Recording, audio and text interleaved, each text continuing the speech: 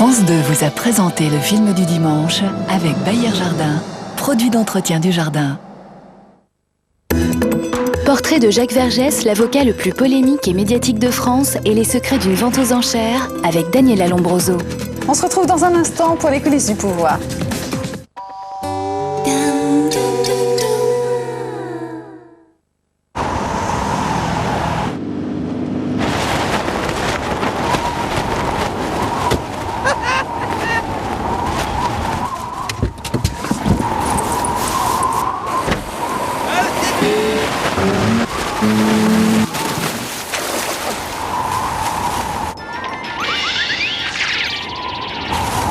Nouveau monospace Toyota Corolla Verso, prenez la vie côté Verso.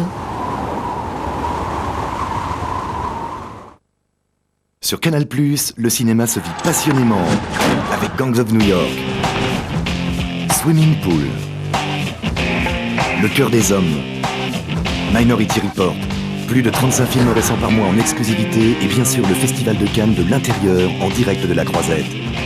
Le sport se vit intensément, les phases finales du top 16 et de la NBA.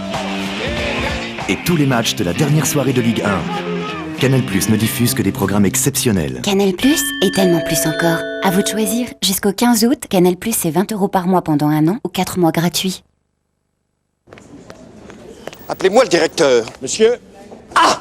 Alors vous, l'âge, le vieillissement, ça vous concerne pas? Si, surtout pour les voitures. Tiens donc. À la MAF, plus votre voiture vieillit, moins l'assurance est chère. Ça marche aussi pour ma femme? Pour la voiture de votre femme, oui, bien sûr. C'est déjà ça. Autre chose? Non. Je l'aurai un jour. Je l'aurai. Efficace et pas cher. C'est la MAF que je préfère. C'est la MAF. MAF, la référence qualité-prix. C'est la MAF. Chaque plaisir a un bruit pressé. Plus le plaisir est grand, plus le bruit est fort. Crunch Chips, seuls ceux qui croustillent autant peut être vraiment bon. Vous pouvez pas faire un peu moins de bruit, s'il vous plaît? Crunch Chips, la nouvelle génération de chips, le maxi croquant pour un maxi plaisir. Si chez moi c'est aussi clean, c'est OxyClean, la dernière nouveauté d'eau écarlate. Démonstration avec ma fille. Café, confiture, ketchup. Je peux? Fruits rouges. OxyClean libère de l'oxygène actif surpuissant qui élimine les taches dans toute la maison. Et en machine, une dose en plus de la lessive suffit pour tout détacher. Si c'est OxyClean. C'est OxyClean. Oh, écarlate. Beignets, qui veut des beignets? Ici. Au gamin sœur, la biscotte qui vous aide à garder la ligne. C'est que tu tartines bien, toi.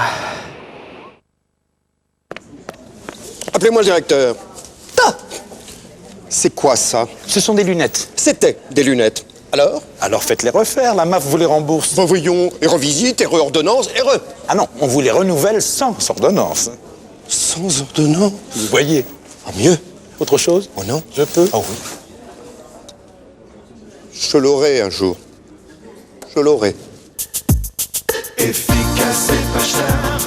C'est la MAF que je préfère. C'est la MAF. MAF, la référence qualité-prix. C'est la MAF.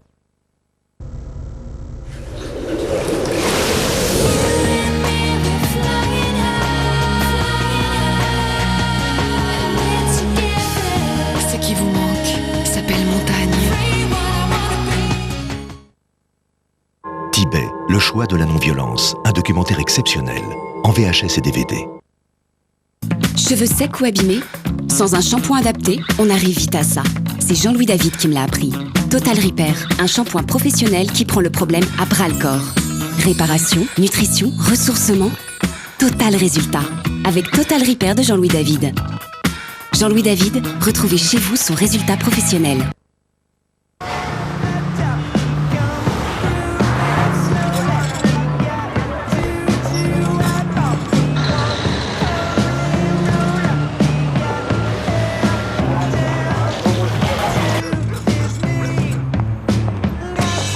Rester serein en toutes circonstances est capital pour vous. Orange l'a compris et vous propose les garanties exclusives des forfaits Orange Pro. Et vous, qu'aimeriez-vous faire avec votre mobile?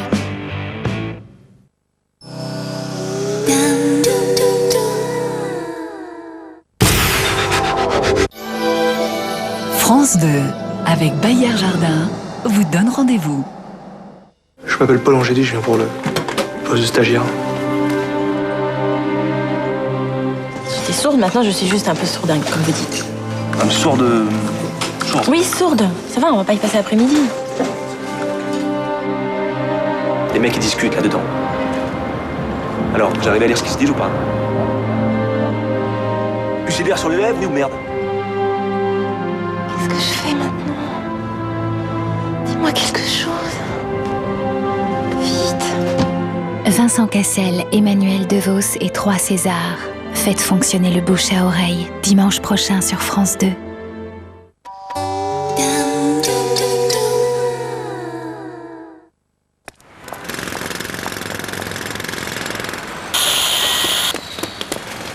Il y a dans l'air une légèreté, Un je ne sais quoi de liberté. on saute dans la vie à pieds joints et on se sent bien. Je parie qu'ils prennent du Ricoré. On sent l'énergie du café. Les bienfaits de la chicorée. Pour bien démarrer. Ricoré, l'ami des bonnes journées. Signé Nestlé. Sur Canal+, le cinéma se vit passionnément avec Gangs of New York, Swimming Pool, Le cœur des hommes, Minority Report, plus de 35 films récents par mois en exclusivité et bien sûr le Festival de Cannes de l'intérieur en direct de la Croisette. Le sport se vit intensément, les phases finales du top 16 et de la NBA. Et tous les matchs de la dernière soirée de Ligue 1. Canal+ ne diffuse que des programmes exceptionnels. Canal+ et tellement plus encore. À vous de choisir. Jusqu'au 15 août, Canal+ c'est 20 € par mois pendant 1 an ou 4 mois gratuits. Efficace et pas cher. C'est la MAF que je préfère. C'est la MAF. MAF, la référence qualité-prix. Doriance, elle adore. Doré, elle adore. Doriance toute l'année et son corps est doré. Doriance prépare, renforce et prolonge le bronzage. Je suis Georges Foreman. Avec mes grilles et mes rôtissoirs, cuisinez bon, cuisinez sain. Grilles et rôtissoirs Georges Foreman. Ils mettent KO la graisse. Allez au pop-up là. Hop hop hop.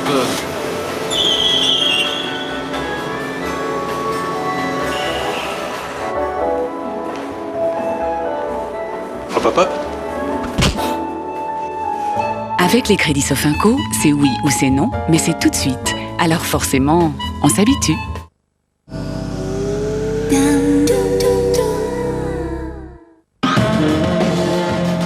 Nous vous proposons un voyage dans une autre dimension. Un pays hors norme, le plus peuplé de la planète, 1,3 milliard d'habitants, un terrien sur 5. Je suis un entrepreneur privé, je ne suis pas un cadre du parti. Un œil sur le 5e de la planète et l'envers du miracle économique Made in China. Tous les organes de la justice sont corrompus. Vivement que Mao revienne pour faire la révolution. Quand la Chine s'éveillera, le monde tremblera, avait dit Napoléon. Nous y sommes, la Chine s'éveille. Faut-il trembler? Faut-il avoir peur? Thierry Tuilier présente le 6e numéro d'Un œil sur la planète, demain soir, sur France 2.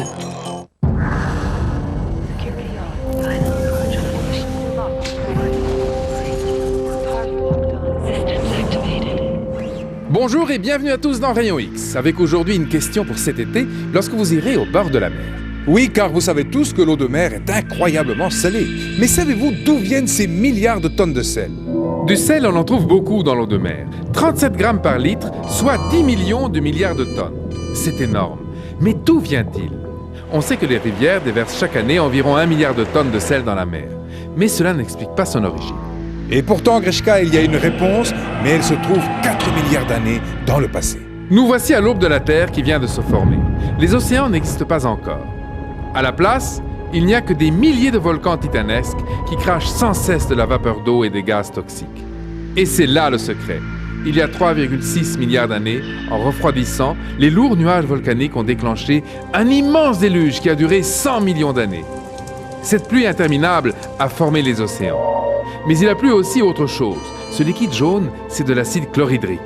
Et à présent, regardez, l'acide tombe sur la roche calcaire contenant du sodium. La réaction chimique est immédiate, elle produit de l'eau et du sel.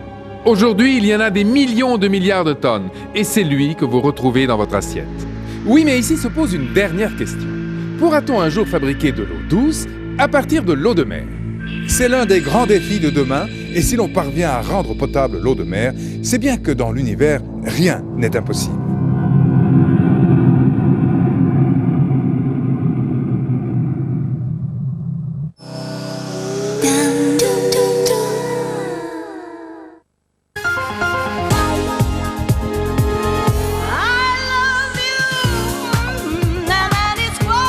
Nouvelle Fiat Panda Multijet? Dans la voiture de l'année, il y a maintenant un diesel d'exception.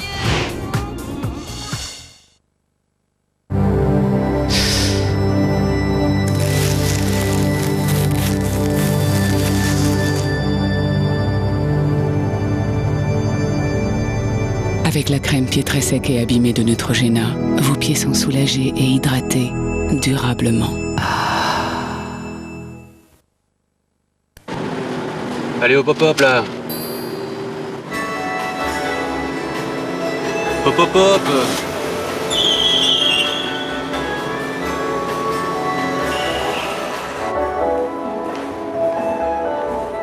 Hop hop hop. Avec les crédits Sofinco, c'est oui ou c'est non, mais c'est tout de suite. Alors forcément, on s'habitue. Tout commence avec une puce, la puce qui contient la technologie la plus avancée. Associée au savoir-faire et au design Samsung, elle devient source d'inspiration et d'enrichissement. Elle est l'âme de Samsung. Ouvrez-vous à de nouvelles perspectives. Samsung. Retrouvez Dracula et Frankenstein dans des DVD bourrés de bonus et profitez d'une offre exceptionnelle. Les 2 DVD Dracula et Frankenstein en vente également chez votre marchand de journaux. Je rembourse, je rembourse, je rembourse, je rembourse, je rembourse, je rembourse, je rembourse, je rembourse, je rembourse, je rembourse, je rembourse, je rembourse, je rembourse, je rembourse. Pas moi, pas moi, je ne fais pas que rembourser. Je ne fais pas que rembourser. Eh oui, le CIC a inventé les crédits maîtrisés. Je rembourse et j'épargne en même temps. CIC, parce que le monde bouge.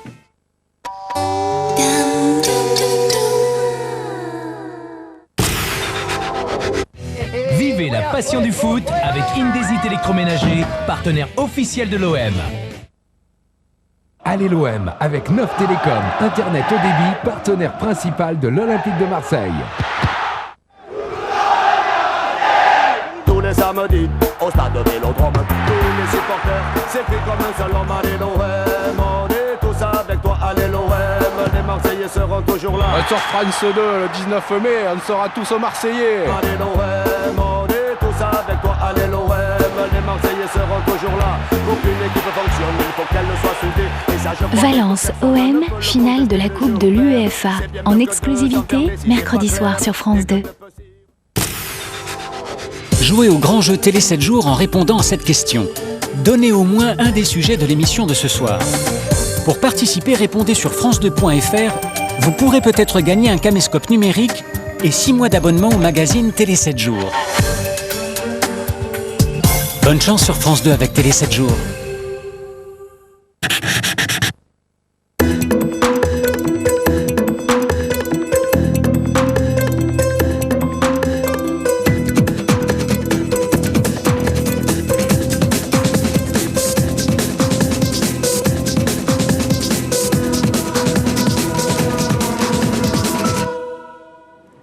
Bonsoir et merci à vous d'avoir choisi les coulisses du pouvoir. Ce soir au sommaire, un portrait de l'avocat sulfureux, Maître Vergès. Après avoir défendu le terroriste Carlos et le tortionnaire nazi Klaus Barbie, il assure que la défense de Saddam Hussein lui aurait été confiée. Nous suivrons ensuite l'un des plus grands commissaires-priseurs français qui nous emmènera dans les coulisses de la vente aux enchères du siècle. C'était le 5 mai dernier à New York. 150 millions d'euros, 1 milliard de francs échangés en quelques heures pour des Matisse, Renoir et Picasso. Regardez le sommaire. Qui ne connaît pas Maître Vergès, juriste sulfureux, bête de médias et avocat du diable? Après avoir défendu Carlos, Klaus Barbie ou Milosevic, il affirme préparer la défense de Saddam Hussein, portrait de l'avocat le plus énigmatique de France. Vergès, un crapule. Il défend les crapules. Il a toujours considéré ses clients comme des plateformes d'exposition de sa richesse d'expression culturelle. Voilà. C'est Barbie qui est le client de Vergès, c'est pas Vergès qui est l'avocat de Barbie. Nouveau record dans le monde de l'art. Le 5 mai dernier, Picasso détrônait Van Gogh. Ce tableau a franchi pour la première fois la barre des 100 millions de dollars. Aux commandes de la vente, le commissaire-priseur. Qui sont ces spécialistes de l'art? Comment repèrent-ils la pièce unique? Une grande maison de vente française nous révèle les secrets du métier. Ça, c'est un joli bijou. La deuxième partie du 19e siècle. Ça vaut, je dirais en francs, 60 à 80 000 francs.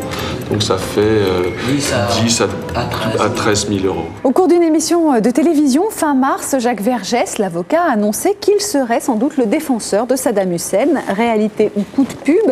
Est-ce juste un effet d'annonce pour attirer une fois encore la lumière sur ce personnage obscur? Qui est Jacques Vergès? Sophie Jeannot et Jean-René Chaperon ont mené l'enquête. C'est un reportage que vous allez voir dans quelques instants, mais pour en parler tout d'abord, je reçois Laurent Geoffrin, bonsoir, directeur de la rédaction du Nouvel Observateur, et Isabelle Orlan, bonsoir, spécialiste de questions judiciaires. Alors, pour vous, l'un et l'autre, dites-nous rapidement comme ça, qu'est-ce qu'il représente? Qui est Jacques Vergès? C'est un homme qui s'est toujours trompé. Ouais. Il ne s'est pas trompé pendant la guerre, il a un certain âge, hein, donc il a choisi la France libre, ce qui était l'engagement honorable, héroïque même. Mais après, il s'est toujours trompé. Il a été pour les staliniens, il a été pour les dictatures du tiers-monde, il a été pour Mao, et puis ensuite il s'est spécialisé dans la défense de gens qui étaient indéfendables. Donc alors, il s'en est fait un personnage, l'avocat du diable. Ouais. Mais Klaus Barbie, Carlos. Voilà. Et ça correspond à une sorte de conviction, parce qu'il n'a plus, à mon avis, de conviction. Et donc, il lui reste seulement la détestation de la bonne société, ou de la société démocratique un peu prospère. Donc il dit, mais moi je continue à défendre les pauvres parce que je défends les tyrannies des pays pauvres.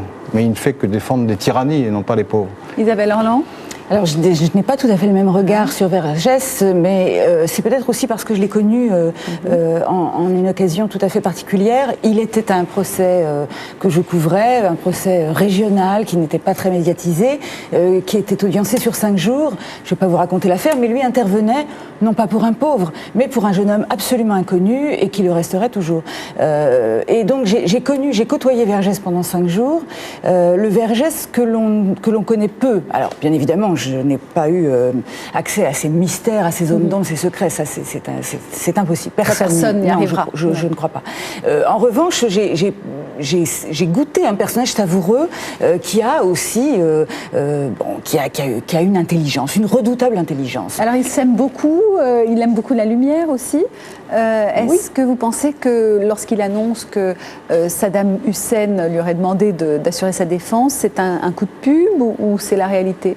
Alors, en plus, c'est pas Saddam Hussein qui lui demande ça, c'est son neveu. Le neveu de Saddam Hussein. Neveu. Alors, lequel neveu avait d'ailleurs dit que Saddam Hussein était un criminel et qu'il devait payer pour ce crime. Absolument. Mais bon, dans cette famille, on a beaucoup varié. Hein. La famille de Saddam Hussein est assez compliquée à suivre. Mais ce qui est acquis, c'est que le neveu qui est établi en Jordanie l'a mandaté. Ça, Vergès ne l'a pas inventé. Il a d'ailleurs, il s'en est expliqué, il a produit des pièces. Bon, ça c'est acquis. En revanche, ce qui l'est moins, c'est si Saddam Hussein a contacté le neveu et lui a demandé de lui trouver un avocat. À ma connaissance, non. Seule l'une de ses filles a le pouvoir de mandater un avocat, selon ce que l'on sait. Enfin bon. Et ce n'est pas Maître Vergès. Elle n'a pas désigné Jacques Vergès. Donc ça, c'est la méthode Vergès pour... c'est une méthode qui consiste à faire des déclarations tonitruantes avant le procès. Hein? Alors ou après. Enfin oui, après aussi d'ailleurs. Mais avant, sans aucune base. C'est-à-dire que par exemple, au moment du procès Barbie, il a fait des déclarations pour dire, vous savez, on en sait beaucoup sur la vérité, sur qui a livré Jean Moulin, ce qui s'est vraiment passé dans la résistance. C'est pas net du tout. Ces gens-là se drapent dans les bons sentiments, dans l'héroïsme, mais ils sont beaucoup plus noirs qu'on ne dit, etc. Et puis on n'a rien vu du tout. C'est une tactique habituelle, c'est ce qu'ils appellent la défense de rupture. Hein, alors, quand on fait ça pour le FLN, bon, c'est la guerre en Algérie, c'est l'anticolonialisme, ça peut se comprendre pour populariser la cause. Mais alors quand ce sont des gens... Barbie ou Saddam Hussein, des gens qui sont indéfendables d'abord, et qui sont dans des procès démocratiques, ouverts, où chacun peut apporter son éclairage, ça ne marche jamais. C'est-à-dire que le type est condamné implacablement au maximum. Et donc cette défense de rupture, il y a beaucoup de ruptures, mais il y a très peu de défense. Donc il y a beaucoup finalement d'éclat et assez peu de défense. Vous pensez que c'est un mauvais avocat? Parce que autant il a été contesté sur un certain nombre de choses, mais pas là-dessus. Quand il n'y a pas de caméra, je crois qu'il est assez bon. Mais quand il y a des caméras, c'est désastreux, parce que le procès est destiné essentiellement à le mettre lui en vedette. Le Omar Haddad, il est probablement innocent, parce qu'il a fini par être libéré. Défendu par Vergès, il a pris le maximum. Isabelle Orlan? Non, j'ai pas du tout le même regard, mais bon, c'est bien en même temps. Mais j'ai pas un regard très objectif, je veux dire. Oui. Non, sur Omar Haddad, par exemple, c'est vrai qu'il a été mauvais, enfin quasi absent à l'audience, mais en revanche, après, il s'est démené pour son client. Ouais. Bon, il y avait de l'argent derrière, hein, il faut pas se leurrer, mais il part du principe, et là, je le rejoins en tant que citoyenne, que tout individu a le droit d'être défendu, comme tout patient a le droit d'être soigné. Il y a des manières plus ou moins efficaces de le faire. Alors, Sophie Jeannot a passé quelques jours avec Jacques Vergès. Elle revient sur le parcours donc, de cet étrange personnage, sur des images de Jean-René Chaperon.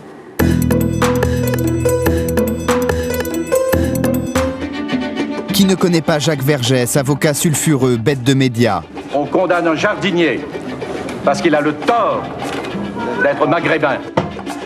Amateur de cigares de luxe, il est passé maître dans l'art des tours de passe-passe. Quand on disparaît sans laisser de traces pendant 8 ans, et que personne, 30 ans après, n'est capable de dire où il était, et que lui entretient ce mystère, un homme mystérieux fait peur. Sa dernière lubie est de taille, défendre Saddam Hussein. Que veut Saddam Hussein? Parce que c'est ça le problème. Ce que veut Jacques Vergès, c'est pas le problème, on s'en fiche, excusez-moi. Carlos, Georges Ibrahim Abdallah, Klaus Barbie, Milosevic, et bientôt le bras droit de Pol Pot. Pourquoi Vergès a-t-il la fâcheuse habitude de défendre l'indéfendable? Vergès, une crapule.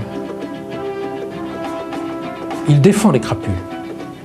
Je défendrai même M. Bush, à condition qu'il plaide coupable. Alors, avocat du diable, mercenaire du droit ou sorcier maléfique, qui se cache derrière Vergès?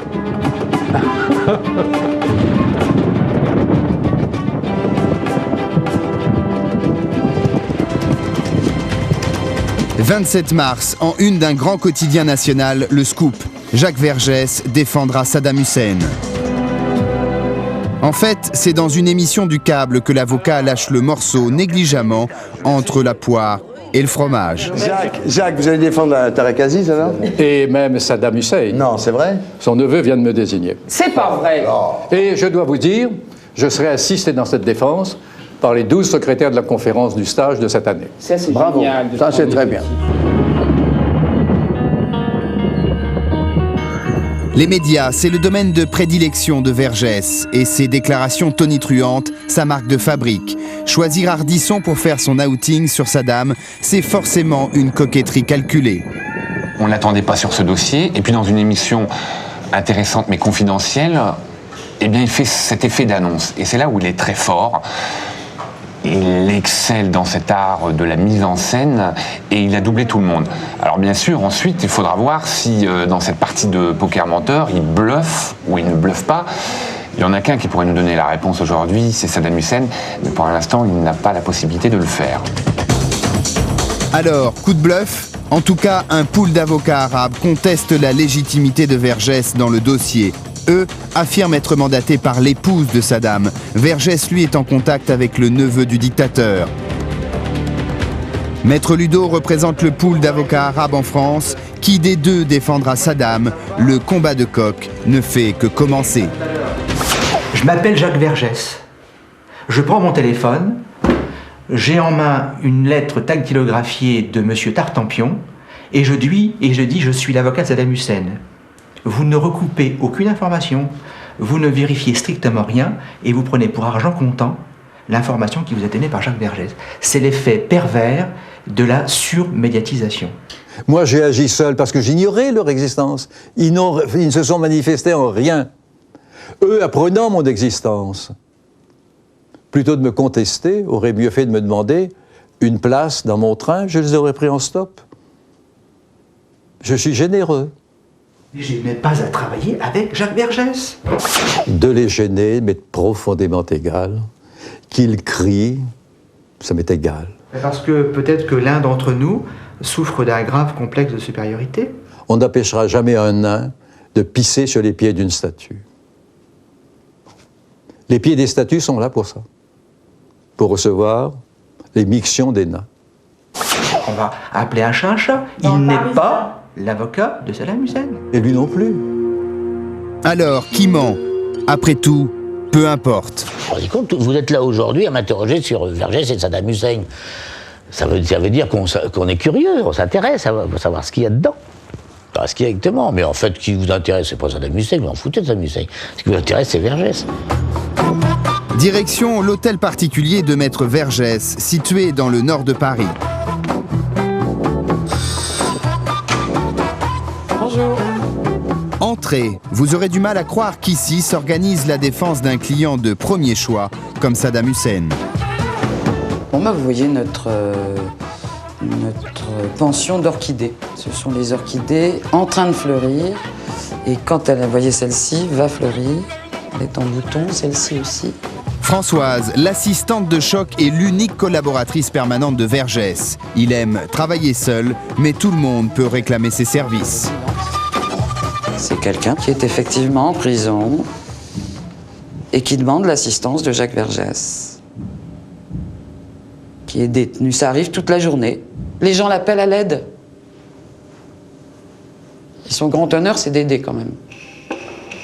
Malheureusement, la sélection est impitoyable. Vergès n'est pas friand des affaires courantes. Elles servent juste à faire tourner la boutique. Il préfère défendre de vieilles connaissances comme les dictateurs africains, tels Omar Bongo. Dire que je défends des dictateurs, c'est une contradiction en soi. Les dictateurs n'ont pas besoin d'être défendus. Ce matin, Vergès reçoit le ministre du Congo-Brazzaville.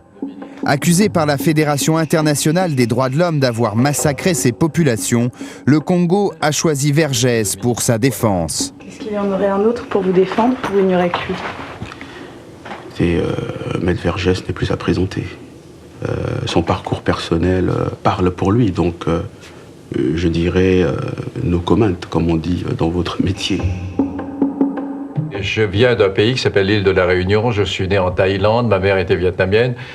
Je suis très sensible à la discrimination et au fait qu'on traite avec dédain et parfois avec injustice les hommes et les femmes de l'hémisphère sud.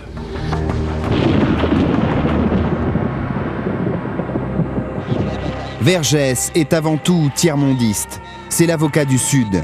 Résistant à 17 ans puis communiste, il rejoint en 1957 le clan des avocats du FLN, en pleine guerre d'Algérie, au péril de sa vie. Bref, c'est là que son histoire rejoint la grande. Personnellement, pour moi, les Algériens luttaient contre l'humiliation. Ils luttaient pour leur dignité, et c'était un combat dont tous les hommes libres devaient être solidaires. Non pas pour prendre un fusil et faire des attentats, c'est pas mon boulot. Mais chacun à sa place, et moi à ma place d'avocat, d'aider à faire comprendre ce combat. Et je pense y avoir réussi. Et c'est vrai qu'il fallait du courage, et devant le tribunal militaire, il a été superbe. Superbe. C'est quoi superbe? Je veux dire d'audace, d'insolence, de présence, d'imprudence. Vergès conteste l'autorité du tribunal militaire français. Quelle légitimité ont les militaires pour juger du sort des révolutionnaires? Attaque en règle du système, il inaugure sa fameuse stratégie de rupture.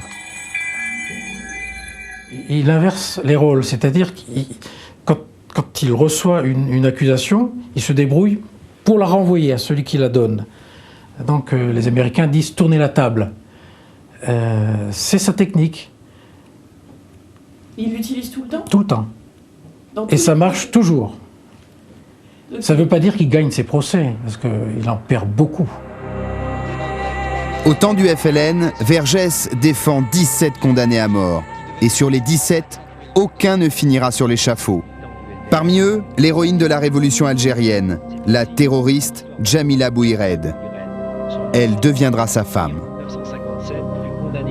Pour moi, être condamné à mort, c'était l'espoir. Et un régime qui condamne à mort des patriotes qui veulent l'indépendance de leur pays, à mon avis, est voué à l'échec. Et l'histoire l'a démontré. Depuis, Vergès et Djamila ont divorcé. J'ai l'impression que depuis qu'ils se sont séparés, dans quelles conditions, je ne sais pas d'ailleurs, depuis qu'ils se sont séparés, j'ai l'impression que toute la vie de Vergès, la vie extérieure de Vergès, c'est de dire, c'est un message qu'il lance de l'autre côté de la Méditerranée en lui disant, tu vois comme tu as eu tort de me... Regarde comme je suis un mec bien, solide, costaud, tout ça.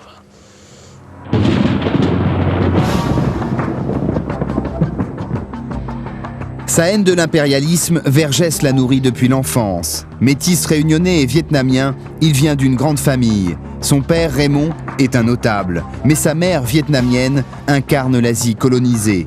Militant au biberon, Vergès, oui, et énigmatique aussi. Même sa date de naissance relève du secret, la révélation de son biographe non autorisé. Il a été déclaré né le 5 mars 1925, alors qu'il est né le 20 avril 1924. Si demain on me dit que j'ai 2 ans de moins, je dirais bon, c'est possible. J'ai pas passé mon bac à 16 ans, je l'ai passé à 14 ans, tiens, c'est précoce, puis c'est tout. Si on me dit j'ai 1 an de plus, je dirais j'ai passé mon bac à 17 ans et non à 16, je dis c'est pas mal compte non plus. Mais pour l'auteur, le mystère qui entoure sa naissance en dit long sur Vergès. C'est très important, oui. Parce que il a vécu le poids du silence, le poids du secret, et il a souffert d'être caché, surtout. Je ne vois pas du tout où est le drame. Sauf pour des gens qui ont mal lu Freud dans des revues de vulgarisation. Les thèses les plus abracadabrantes circulent sur Vergès. C'est surtout sa disparition de 1970 à 78, après sa période algérienne, qui a fait couler beaucoup d'encre. 9 années où on l'a imaginé bras droit de Pol Pot ou de Carlos, au Cambodge ou à Cuba, terroriste ou sanguinaire. Bon, il a nourri plein de fantasmes. Il y a 6 générations de journalistes qui veulent lui faire dire très précisément ce qu'il a fait entre telle date et telle date. Tout le monde, je crois que beaucoup de monde, tous les services spéciaux de France et de Navarre connaissent ça. Il a un mythe. Il a un mythe. Je ne suis pas volatilisé. J'étais parmi des gens, il y a des gens qui m'ont vu. Maintenant, je n'en parle pas pour une raison simple. Je ne suis pas un exhibitionniste de ma vie privée. Pourtant, vous aimez bien le show quand même. Chaque fois que je parais à la télévision, c'est dans le cadre professionnel, c'est pour défendre un client. C'est jamais pour parler de ma vie privée.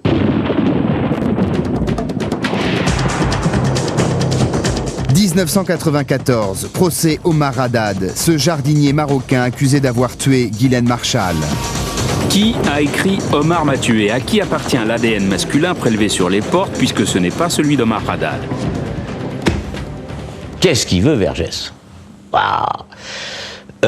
Du pénal comme ça, entre guillemets ordinaire, il en a pas. Je dis pas qu'il en a pas fait, mais alors, j'aurais qu'ils me disent les dossiers. Mais ça, c'est du pénal politique.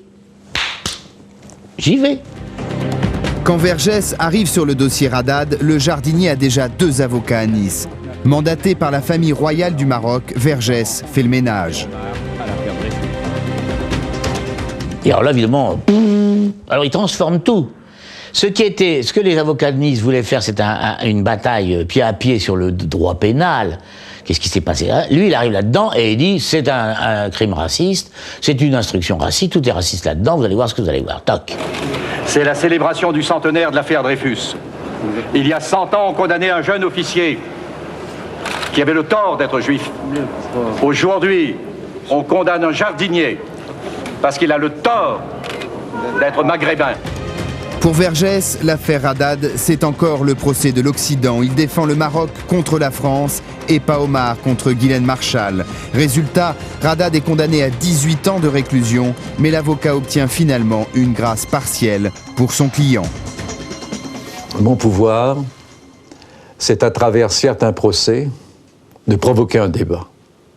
Un débat qui est novateur, qui fait que des idées préconçues, des préjugés, s'effondrent et que les gens s'interrogent.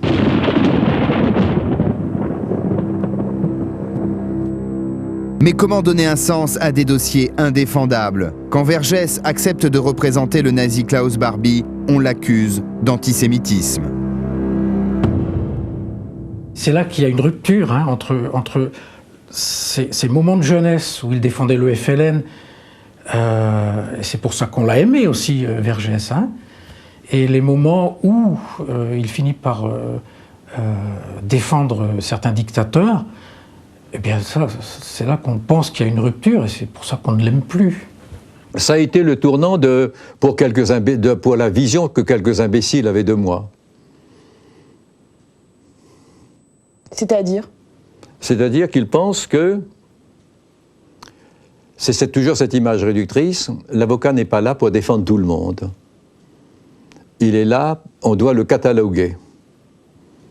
Tixier défend la droite, ou même l'extrême droite. Vergès défend l'extrême gauche, etc., etc. C'est une vision qui n'est pas la mienne. Je pense que l'avocat est là pour se mettre à la place de tout le monde, à condition de rester cohérent lui-même. Il ne s'agit pas, en défendant Barbie, de défendre le nazisme. Seul contre tous, Vergès utilise le procès Barbie comme une tribune médiatique. Il conteste la spécificité de la Shoah en renvoyant la France devant ses responsabilités dans les colonies, ce que même Jean-Marc Varro, l'avocat de Papon, n'aurait pas osé. À partir du moment où il avait assumé des positions révolutionnaires et terroristes, il avait plus de liberté qu'un autre pour le faire. Ah, mais alors là, vous auriez pas pu défendre Barbie? Jamais. Vergès, lui, se permet tout. Quand il défendait l'extrême gauche, la bande de Carlos ou les terroristes arabes comme le Libanais Georges Ibrahim Abdallah dans les années 80, il y avait cohérence. Mais défendre Barbie et le Serbe Slobodan Milosevic, pas facile. Pourquoi vous allez vers ce genre de gens? C'est pas moi qui vais vers eux, c'est eux qui viennent vers moi. Et pourquoi tout ce monde vient vers moi à travers le monde? Eh bien, je vous dirais que modeste comme je suis, je ne trouve pas d'explication. Il a toujours considéré ses clients comme des plateformes d'exposition de sa richesse d'expression culturelle. Voilà. C'est pas Vergès, c'est Barbie qui est le client de Vergès, c'est pas Vergès qui est l'avocat de Barbie. Vous voyez ce que Abdallah, c'était la même chose, il y en a d'autres comme ça. Bon. C'était des... Ouais, bien sûr qu'il va dire l'inverse. Bon, c'est un très chouette, oui, c'est un très joli menteur. Aujourd'hui, un de plus à la liste des faire-valoir de Vergès, Saddam. L'avocat continue de faire son show à toute la presse internationale, comme à cette journaliste anglaise à qui il fait la visite de son cabinet. Ça vient d'Égypte. Fantastic. Je jouais avant, mais je n'ai plus le temps maintenant. And this is Russian? Oui, ça c'est russe. C'est un homme qui aime être entouré de choses belles et qui représente quelque chose, qui ont des histoires.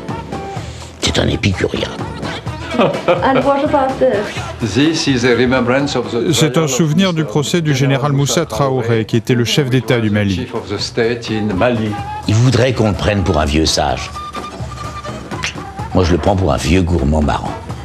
Et alors derrière cette espèce de visage où il s'efforce de ne pas faire passer de sentiments, il y a que ses yeux qui sont des fenêtres ouvertes sur le Vergès intérieur, et il se marre.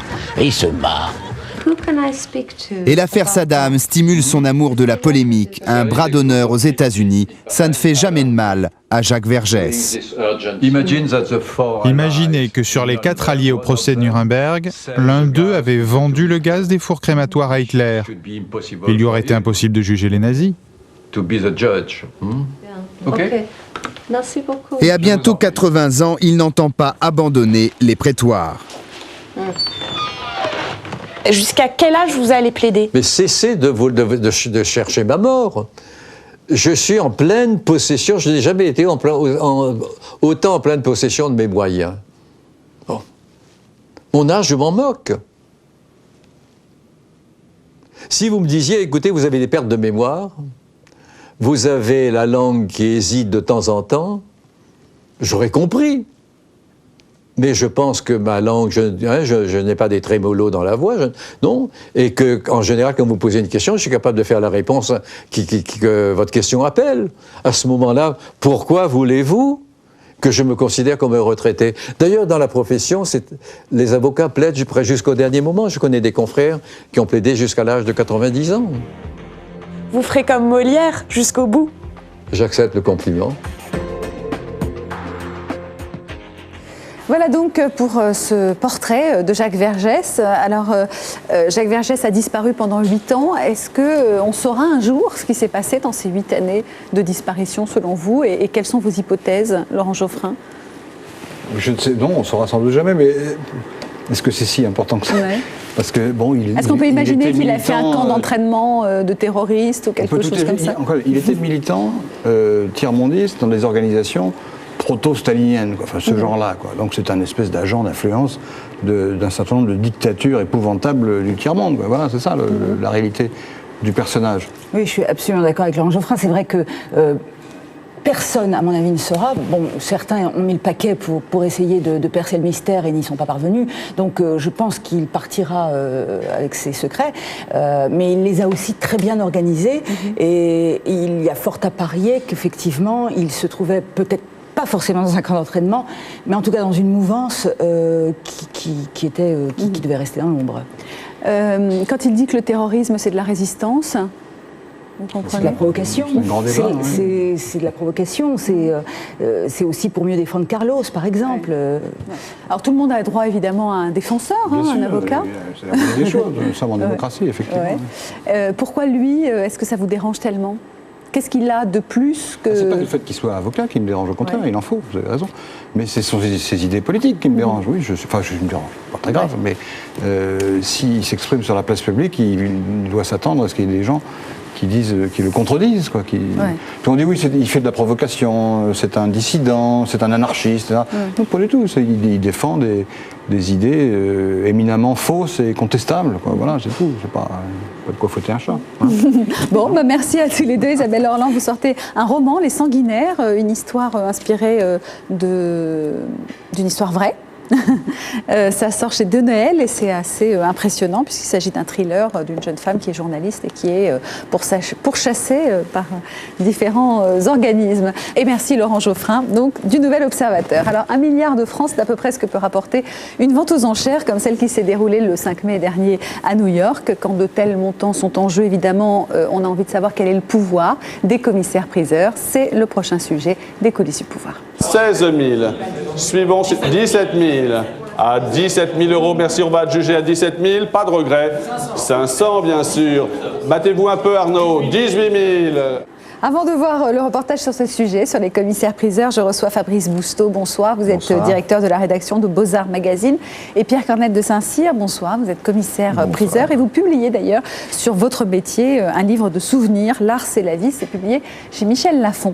Alors, Le garçon à la pipe de Picasso a battu le record du siècle. C'était le tableau le plus cher de l'histoire. Jusque-là, c'était un Van Gogh, le portrait du docteur Gachet, qui était parti pour 82,5 millions de dollars. Alors, comment vous expliquez un tel record? Mais ça montre qu'il y a une raréfaction de la marchandise impressionniste et qu'on va de plus en plus vers des prix de plus en plus fous sur l'art moderne et contemporain. C'est une tendance indéniable et c'est une tendance de marché, raréfication de marchandises, et on se porte vers le contemporain. Quels sont les records des ventes jusqu'à présent? Alors, quelles ont été les plus grosses ventes du siècle? Les plus grosses ventes du siècle, c'est Van Gogh. En 1990, avec le docteur Gachet, c'est 82,5 millions de dollars. Au même moment, c'est aussi le deuxième record, c'est Renoir, avec 78,1 millions de dollars. C'est une situation très particulière parce que c'est 1990, c'est juste avant le crack. Et donc c'est notamment un assureur japonais qui rafle tout. Ils sont nombreux, les acheteurs potentiels, à 100 millions de dollars à peu près d'une œuvre d'art? Oui, vous savez que le marché est maintenant totalement planétaire. Vous avez maintenant les nouveaux pays, vous avez la Chine, il y a 60 millions de milliardaires, c'est une nouvelle puissance extraordinaire, nous on les appelle de Singapour, de Taïwan. Vous avez ces grosses fortunes en Amérique du Sud. Combien de personnes peuvent acheter un Picasso à 100 millions? Plusieurs centaines dans le monde. Ouais. Ah ouais. Alors le pouvoir du commissaire-priseur, quel est-il dans une vente comme celle-là? C'est de faire cracher un maximum? Ah, ça c'est le jeu. Ouais. Ah, ça c'est le jeu. Ce que je trouve merveilleux dans le métier de commissaire-priseur, c'est que c'est un métier d'acteur en fait. Quand on monte sur scène, et je veux dire, le trac épouvantable que j'avais au départ, et qu'on a toujours avant les grandes ventes, je me dis mais qu'est-ce que je fous là? Pourquoi je suis pas... Ça se répète ça 300 millions à gauche, 200 millions à droite, adjugé vendu? Ah non, ça se répète pas. C'est un jeu de séduction, de connivence. Dès que vous êtes arrivé à créer une connivence avec les acheteurs, on monte doucement. C'est un vrai jeu de séduction. Alors Pierre-Emmanuel Luneau d'Aurignac a suivi pendant plusieurs semaines, de Paris à New York, les activités de commissaire-priseur, en particulier de Maître Le Fur pour la maison de vente Arcurial. Adjugé, vendu, c'est parti. Image de Fabrice Launay.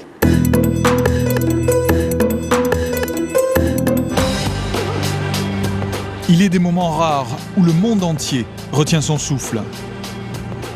En cette soirée de printemps à New York, au 7e étage de cet immeuble, les hommes et les femmes les plus riches du monde se sont réunis pour s'affronter.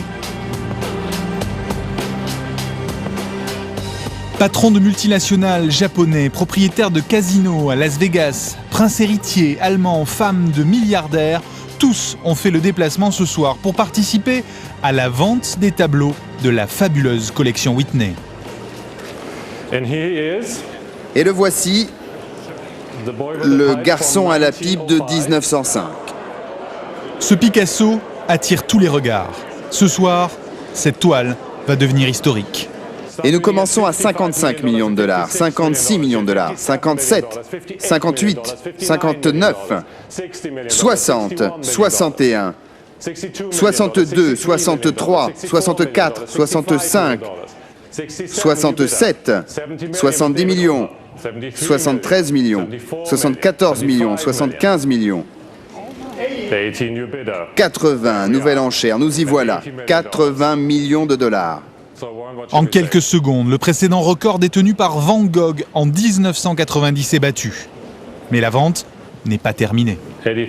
83, 84, 90 millions. 91. C'est 91 millions de dollars contre vous. 92 millions. 93 millions. 93 millions. Personne d'autre? 93 millions de dollars. Dernière chance à 93 millions de dollars. Avec les taxes, ce tableau a été payé 104 168 000 dollars, près d'un demi-milliard de francs. Il est désormais le plus cher du monde. Mais derrière de telles ventes, il y a avant tout un homme, le commissaire-priseur. Comment obtient-il la vente de telles œuvres d'art? Et surtout, comment fait-il pour faire monter les fameuses enchères?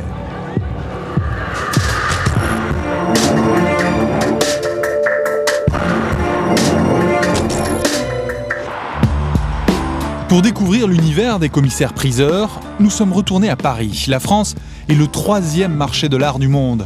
Et cet homme est l'un des plus grands commissaires-priseurs français. Maître Rémi Le Fur exerce ce métier depuis près de 20 ans. Et depuis toutes ces années, presque chaque matin, il va prendre son café toujours au même endroit, au beau milieu du quartier des ventes aux enchères. Ça fait depuis le milieu ou le début du 1820 à peu près, l'hôtel des ventes est situé dans ce quartier. Drouot et le 9e arrondissement, c'est une institution. On ne peut pas imaginer cette rue Drouot sans le matin, les camions qui arrivent, sans les enlèvements du soir également. Il y a une émulation totale dans la journée, c'est fou.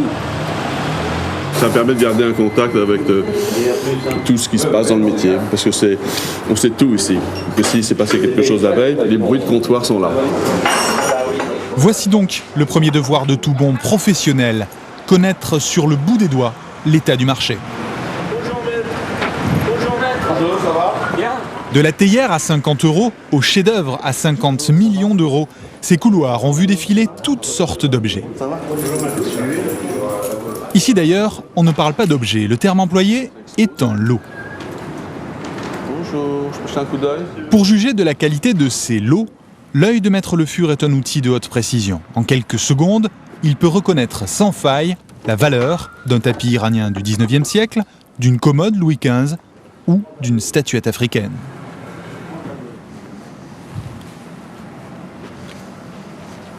C'est divin, ça. C'est rare de voir à la fois juste un fragment avec une scène de chasse, un côté persan avec l'arbre, les oiseaux, des monuments mongols ou indiens, enfin, des fontaines. Je trouve que c'est un panneau en cuir de Cordoue du XVIIe qui est un très beau document.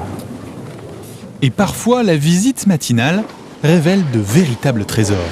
Il m'a presque coupé le sou, vous voyez, je me dis c'est incroyable, ça pourrait être une petite religieuse de Charot. Si c'est un objet qui est bon, c'est une merveille, c'est une merveille. Je peux ouvrir la vitrine? Je pense qu'elle est ouverte, non? Merci. Une petite religieuse de Charot, comme ça, si elle est authentifiée, c'est une lampe qui vaut 30-40 000 €, vous voyez. Cette capacité d'expertise, ils ne sont que très peu en France à la détenir. Les commissaires-priseurs sont au nombre de 500, un cercle très fermé. C'est ici, au rond-point des Champs-Élysées, dans le très prestigieux hôtel d'Assaut, que Maître Le Fur travaille. Arcurial, la maison de vente qu'il dirige avec 2 autres commissaires-priseurs, a tout fait pour transformer ce monument historique en un lieu incontournable. Au rez-de-chaussée, il dispose de l'une des meilleures librairies d'art françaises et à quelques mètres de là, d'une galerie d'édition et de vente d'œuvres d'art. Une maison de vente, vous n'avez pas des ventes tous les jours, vous n'avez pas tous les jours des expositions. Ici, vous avez toujours quelque chose qui se passe puisque le lieu est animé dès son entrée avec cette grande librairie et la galerie d'édition. Arcurial a même créé un café pour séduire sa clientèle, car en fait, la concurrence est très rude. Depuis le mois de juillet 2001, une loi est venue casser le monopole des commissaires-priseurs français en permettant aux maisons étrangères de leur faire concurrence. L'arrivée des maisons anglo-saxonnes nous a boosté, nous a donné l'envie de rivaliser avec des maisons qui avaient fait leurs preuves. C'est beaucoup sur des différences de qualité humaine que la différence de chiffres peut se faire aussi. Il y a beaucoup de clients qui nous mettent à l'essai, avec des objets de 5 à 10 000 € parce qu'ils ont chez eux un objet qui en vaut 200 000 et qu'avant de nous le confier, ils veulent un peu savoir comment ils seront traités. S'ils ont été bien traités, on décroche les pièces importantes après. Le deuxième devoir du commissaire-priseur, c'est donc le contact. On va se mettre dans la pièce du fond d'abord parce qu'ils sont dans... Aujourd'hui, justement, Maître Le Fur reçoit 2 sœurs qui viennent de perdre leur mère. Elles voudraient connaître la valeur des bijoux dont elles ont hérité avant de peut-être les lui confier pour une vente. Est-ce qu'on peut commencer par retirer ce qui ne vaut pas grand-chose? Donc ça, c'est une pierre avec des morceaux de verre, ça vaut très peu d'argent. Ça, très démodé. Ah oui, charmante. Elle a 60 maman ans. l'a porté toute sa vie, mais c'est très démodé. Ça, je crains que ce soit rien. En réalité, Rémi Le Fur a repéré depuis longtemps la pièce qui l'intéresse. C'est très léger, oui, c'est de l'or. Mais c'est de l'or creux. Ça, c'est un joli bijou. Ah. La deuxième partie du 19e siècle. Ouais. Très, très joli bijou. Mais il ne faut surtout pas se dire, tiens, on va se partager des pierres, on est 3 héritiers. Surtout ne faites jamais ça, jamais ça. Parce que c'est vrai, il y a 1, 2, 3, 4, 5, 6, 7, 8. Il y a 8 pierres qui pourraient être divisées en 4 et vont prendre 2 chacun. Ce serait catastrophique. Ça vaut, je dirais en francs, 60 à 80 000 francs. Donc ça fait 10 à 13 000 €. S'il propose cette solution, c'est aussi parce qu'il pourrait se voir confier le bijou pour le vendre. Car c'est de cette façon que les commissaires-priseurs gagnent leur vie. En moyenne, les maisons de vente touchent 20% du montant de ce qu'elles adjugent. Retour à New York. Depuis l'incroyable succès de la vente du Picasso, le marché de l'art est en émoi. Francis Briest est commissaire-priseur et président d'Arcurial. Pour lui, cet événement exceptionnel, c'est l'occasion rêvée d'entretenir ses relations avec d'éventuels clients. On est là pour séduire un collectionneur, pour séduire un musée, pour séduire un public futur. Et donc le seul véhicule, c'est la séduction et la passion. Aujourd'hui, Maître Francis Briest a justement un rendez-vous de la plus haute importance. Nous sommes dans le quartier le plus chic de la ville et dans l'une de ces maisons particulières réside Madame Gilman et son mari. Bonjour, c'est un plaisir de vous voir. Madame Gilman est l'une des femmes les plus riches de New York. Et les 5 étages de sa maison suffisent à peine à contenir sa fabuleuse collection d'art contemporain. C'est une pièce très très rare. C'est une pièce pour un musée. J'ai dit à Andy Warhol, mais pourquoi m'as-tu fait les dents en rose? Alors Andy m'a dit, oh Sandra, si tu veux que je te fasse les dents en jaune ou en bleu, je peux te le faire. Alors je lui ai dit non, je pense que je préfère encore le rose, c'est le moindre mal. Warhol, Calder, Liechtenstein, Stella, chaque étage regorge littéralement de trésors. Je suis évidemment ravi et très heureux de pouvoir être au cœur d'une collection tellement forte, tellement puissante, tellement extraordinaire, tellement bien choisie que ça m'en tourne la tête. Et pourtant, Maître Briest doit garder la tête froide, car les Gilman possèdent aussi l'une des plus célèbres collections de photographies du monde. C'est d'ailleurs pour cela qu'il est venu. The Cartier-Bresson. The Cartier-Bresson Picture? Après près d'1 heure de visite, alors qu'il s'apprêtait à partir, le commissaire-priseur donne enfin son information. Dans 2 semaines, nous vous enverrons un catalogue. Oh, c'est formidable. Il y a des choses très intéressantes. Des photos anciennes, des photos modernes, des photos contemporaines. Bon, alors on se revoit soit à New York, soit en France très bientôt, d'accord? Ce qui est important, c'est de pouvoir vivre avec les collectionneurs et de pouvoir effectivement leur apporter peut-être une pièce un jour au niveau des ventes que l'on prépare et que l'on fait. Et puis, s'ils ont envie également de se séparer d'une autre pièce, et bien un jour peut-être ils nous diront, eh bien écoutez, allez-y, prenez-la. Et ça nous remplit de joie.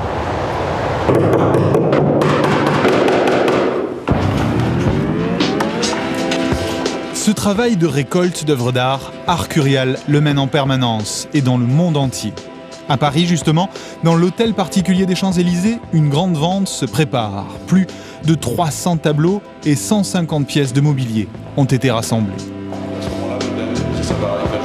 Il est beau celui-là, c'est celui qui était... Il est joli, hein. Il était à Dassault, celui-là? Il était au Palais. Magnifique. Alignez-vous, non, il faut que ça respire un peu. Non, à droite, à droite, à droite. C'est trop près du miroir, c'est vilain. Stop, encore un peu. Bon, je vais voir là-bas. Les éclairages sont finis, non? On essaie de recréer un ensemble, on a du mobilier de bureau, donc on essaye de remettre en situation un bureau, 2 fauteuils visiteurs, une bibliothèque derrière, une lampe de travail. Sur 1500 mètres carrés de surface, une quarantaine de personnes travaillent à présenter au mieux chacun des lots. Le but est d'ailleurs très simple, il faut séduire les visiteurs et leur donner le désir d'acheter. Là, c'est très bien en tout cas. Finalement, les commissaires-priseurs sont avant tout des vendeurs. Premier travail, c'est de trouver la marchandise. Une fois qu'on l'a trouvée, bien la cataloguer, pas se tromper non plus, pas mettre de fausses informations, il y a des pièges, donc il faut les déjouer. Et puis une fois qu'on a fait ces 2 étapes préalables, qui ne sont pas les moindres, il faut faire la 3e, donc l'exposition, la mise en salle, comme vous l'avez vu, on est en train de finir l'arrangement. Après, il y a 3 jours d'exposition, donc c'est un autre travail d'approche de clientèle. 3 jours d'exposition. 3 jours pendant lesquels le commissaire-priseur doit être là, à la totale disposition du public. Oh, tu es beau. Oh là là, t'as pas envie. Oh oui. C'est Armand, oui. Ça fait même une jolie écriture. Hein. Oui, il y a un mouvement. Il est important d'assister tous les jours à l'exposition pour humer l'atmosphère de ce que sera la vente. Vous arrivez à lire ce que vous vouliez? C'est bon. Merci. C'est bon. Pour le commissaire-priseur, cette étape lui permet donc de sentir son public. Et pour le public, la présence du commissaire-priseur est une garantie de la valeur des lots présentés. C'est le commissaire-priseur qui va convaincre des collectionneurs qui lui font confiance et qui diront « j'aime ça, mais ça ne me suffit pas. Maintenant, j'ai l'aval de Rémy Le Fur et je peux y aller ». À New York, la visite continue. Pour acquérir cette connaissance très pointue du monde de l'art, Arcurial doit rester en contact avec les plus grands artistes. Maître Briest doit rencontrer aujourd'hui celui que beaucoup considèrent comme le successeur d'Andy Warhol. Jeff Koons est en tout cas l'artiste contemporain le plus cher du monde. Lors d'une vente aux enchères récente, il s'est vendu à 6 millions de dollars.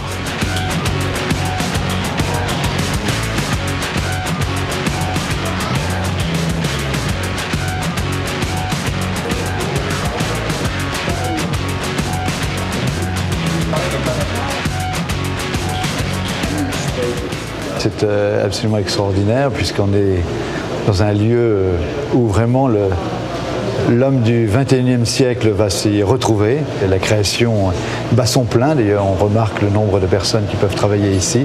Et là on est dans une véritable industrie à la Warhol. C'est une sculpture publique. Elle est faite pour être placée en extérieur, dehors, dans un parc, dans un lieu où les passants peuvent l'apprécier.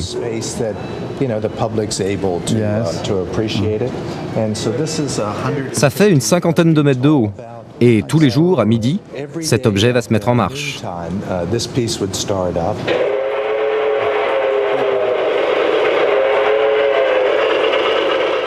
C'est moi qui conçois tout le travail artistique, toutes les idées.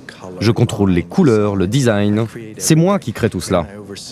En fait, j'ai mis en place toute une chaîne de production qui me permet de tout superviser de A à Z. Rien n'est fait sans mon accord. Aucun détail ne peut m'échapper. Le travail finalement n'est pas si important. L'œuvre d'art, une fois terminée, est presque secondaire. Ce qui est le plus important, c'est comment cette œuvre d'art touche le public. Mesdames et messieurs, bonjour. Nous sommes ravis à Maison Arcurial de vous accueillir pour la deuxième vacation d'art moderne et d'art contemporain. Ces centaines et ces centaines d'heures de contact avec les artistes, avec les collectionneurs ou le public, ces heures passées à expertiser des milliers d'objets, tout cela n'a finalement qu'un but, ce moment précis, la vente aux enchères. Quand vous êtes au marteau, vous dirigez. On va faire un combat pour justement ne pas perdre la direction des rênes. Nous débutons les enchères à 1 000 €, rapidement à 1 000 €, suivons à 1 000, 1200, à enchères à 1200, 1300, 1400, 1500. Le plus dur à sentir, je pense que c'est de sentir à un moment donné qui va lever la main et à partir de quel moment.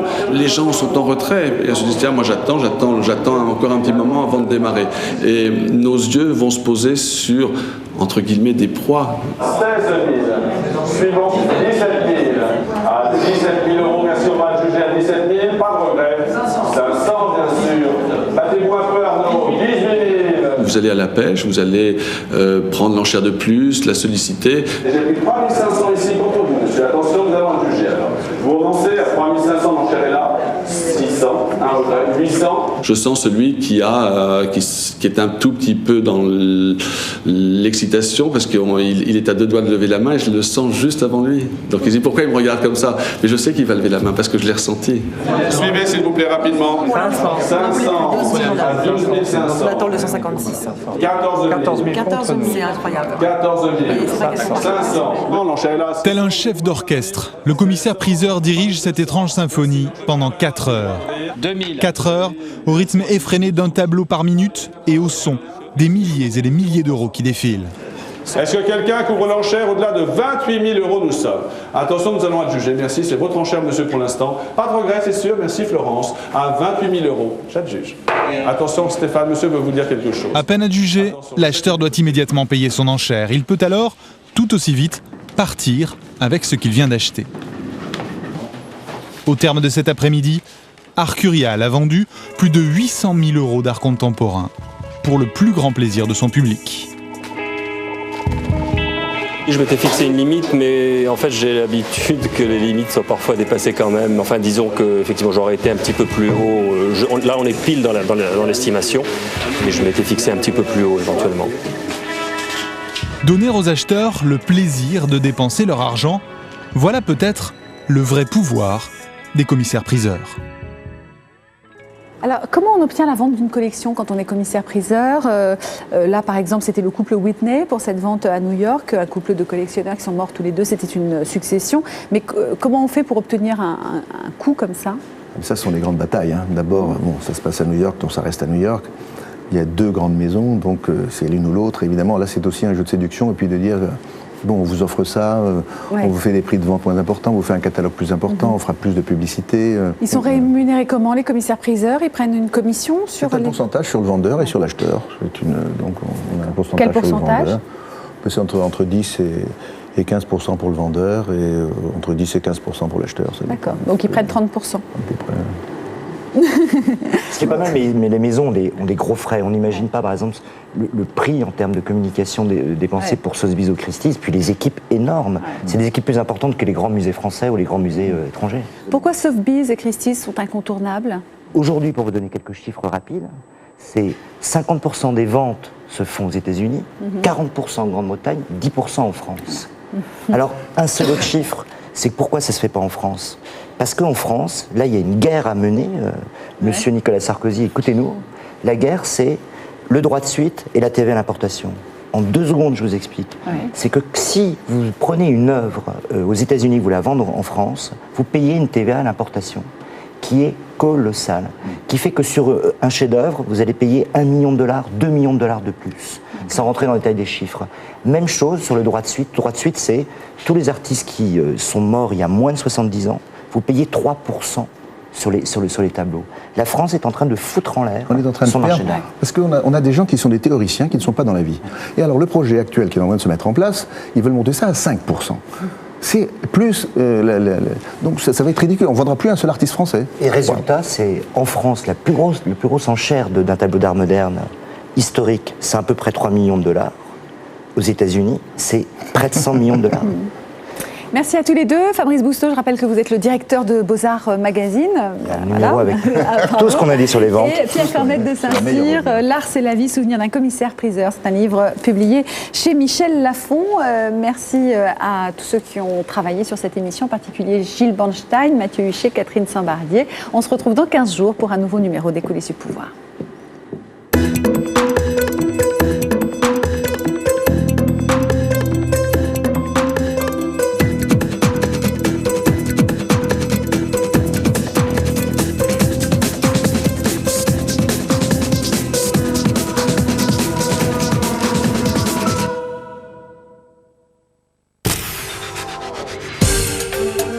C'était les coulisses du pouvoir sur France 2, avec Télé 7 jours. À une semaine des internationaux de France à Roland-Garros, les balles deviennent de plus en plus populaires. Finale des Tennis Master Series de Hambourg, à suivre juste après le journal de la nuit. France 2, avec Autosur, vous donne rendez-vous.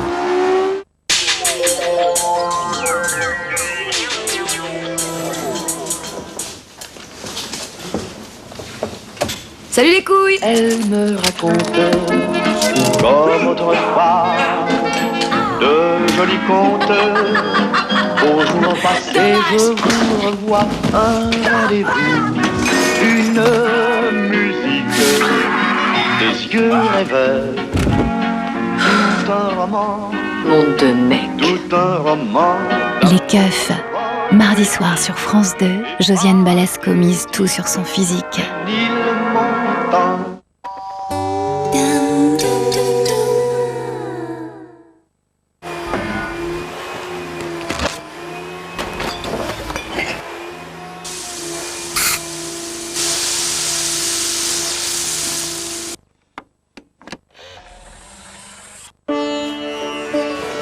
Nettoyage difficile?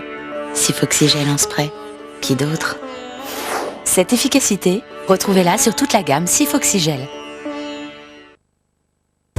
Voici le nouveau Cajoline doux et pur, hypoallergénique. Il allie la douceur de la fleur de coton à la pureté de l'eau de source. Le nouveau Cajoline doux et pur respecte les peaux les plus sensibles.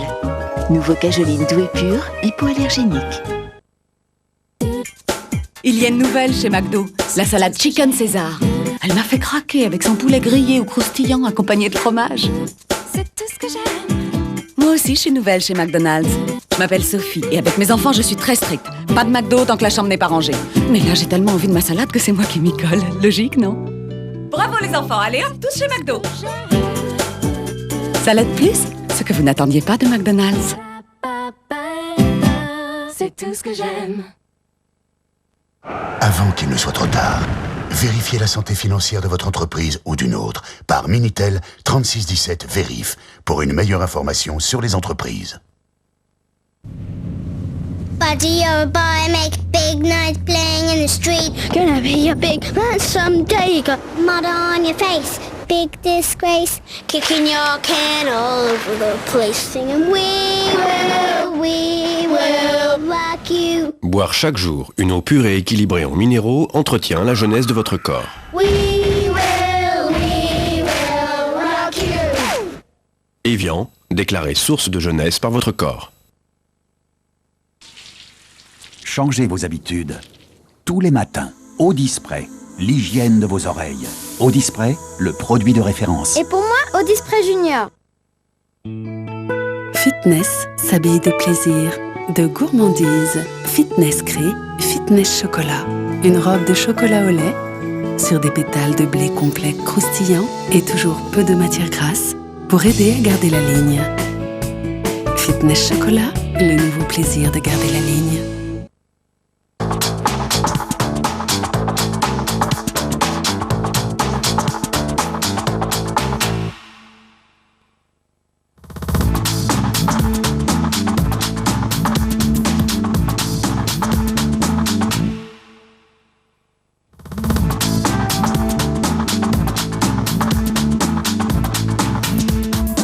Réunir les personnes qui doivent se rencontrer. ANPE, l'Agence nationale pour l'emploi.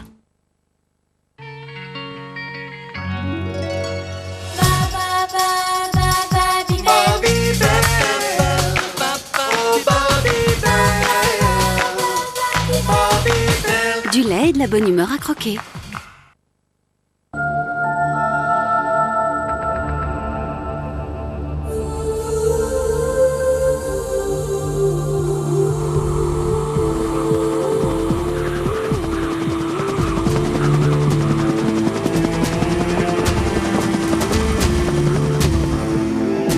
Produire, acheminer, vérifier et vous approvisionner en gaz naturel. Qui peut assurer une telle sécurité jusque chez vous? Gaz de France, ici, là-bas. Pour vous, pour demain. Aujourd'hui, pour aider à réduire votre cholestérol, il y a une nouvelle petite bouteille, Ilo de Saint-Hubert. Ilo aide à réduire le cholestérol. Ilo est au rayon yaourt. Les plus grandes sagas de France Télévisions en DVD. Retrouvez 20 fictions de prestige à prix choc. Pour l'achat d'un DVD, le deuxième est offert. Pour un enfant, c'est irrésistible. S'il peut se salir, il le fera. C'est plus fort que lui, mais As Delica Vivactive est là. Appliqué sur le tissu, puis ajouté à la lessive, il est plus fort que les taches et respecte les couleurs. Laissez-le jouer sans crainte. As Delica Vivactive, imbattable sur les taches, impeccable avec les couleurs.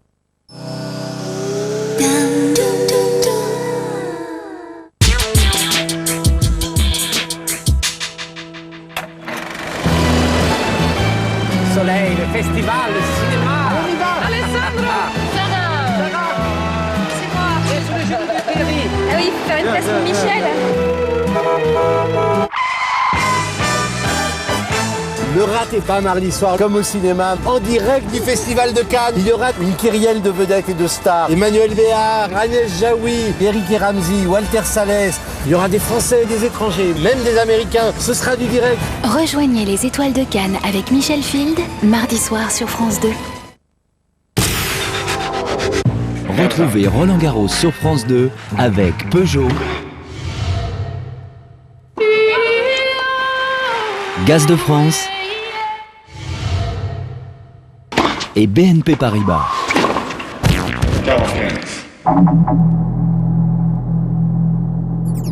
0,005 km/h.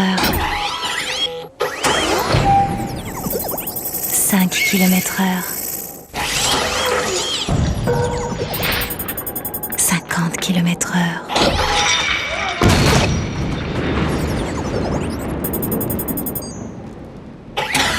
Roland-Garros, le seul endroit en ville où les excès de vitesse sont autorisés. Tous les jours, en direct sur France 2, du 24 mai au 6 juin. Pianta dinti moretti. Basta. Arrête. Pianta. Arrête. Stop. Arrête. Arrête d'avoir peur. C'est là Fred, faudra vraiment qu'on parle en rentrant. C'est sûr que c'est là? Salut, à nos retrouvailles. À nos retrouvailles.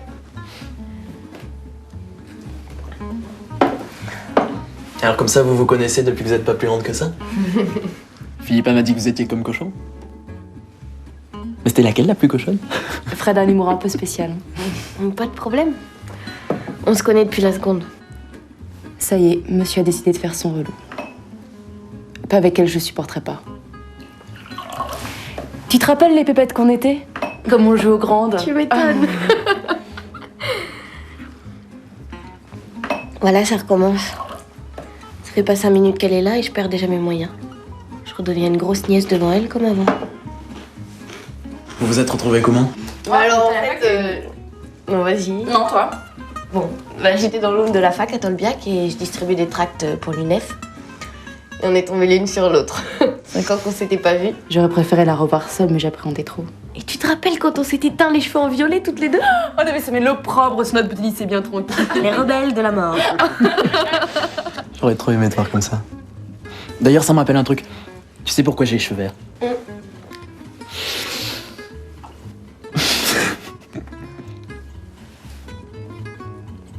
Les toilettes, c'est... Dans la salle de bain au fond à gauche.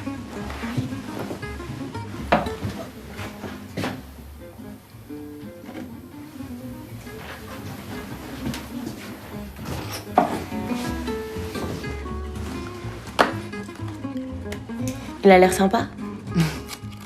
Et toi, t'as un copain? Pas vraiment. Enfin, je veux dire, pas en ce moment. Ça n'a jamais été ta priorité, non? À chaque fois, c'est pareil. Comme j'ai peur des blancs, faut que j'étende l'atmosphère. Et je me suis renseignée. Tiens, un pilier du BDE. Et ça m'a foutu une claque. Tu m'en croyais pas capable? Mais non, c'est pas ça. Mais depuis le lycée, t'as fait du chemin. C'est pas ce que j'ai en ce moment. J'ai les yeux super sensibles.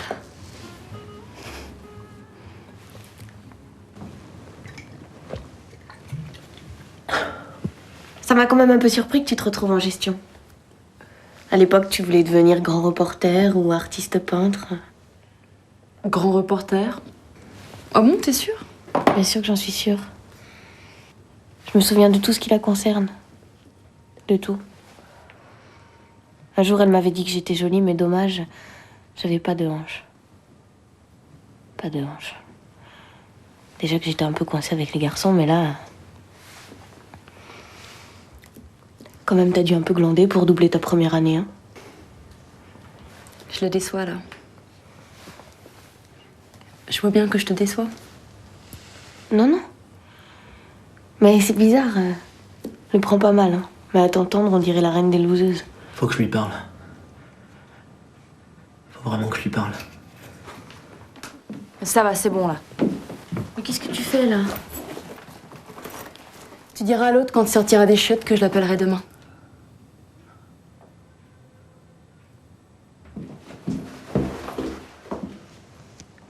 Fred? Excuse-moi, ma doudou. J'en fais trop, hein. Je sais, je t'ai vexé l'autre fois quand je t'ai demandé d'arrêter. Quand tu le fais, c'est merveilleux, mais là, j'ai fait un mouvement brusque et tu m'as fait super mal avec tes dents. Ma doudou? Parce que j'aimais plus te le dire, mais... Je t'aime.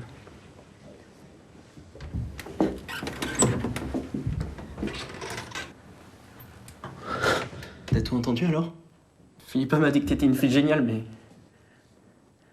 qu'elle n'a pas toujours été cool avec toi. Et qu'est-ce qu'elle t'a dit encore? Que tu comptais vachement pour elle. Et quel flippé de te voir ce soir. Tu peux lui dire de venir? Philippa! Chut, elle arrive, hein. Je vous laisse. Doudou, je voulais te dire que... Non, je veux te voir.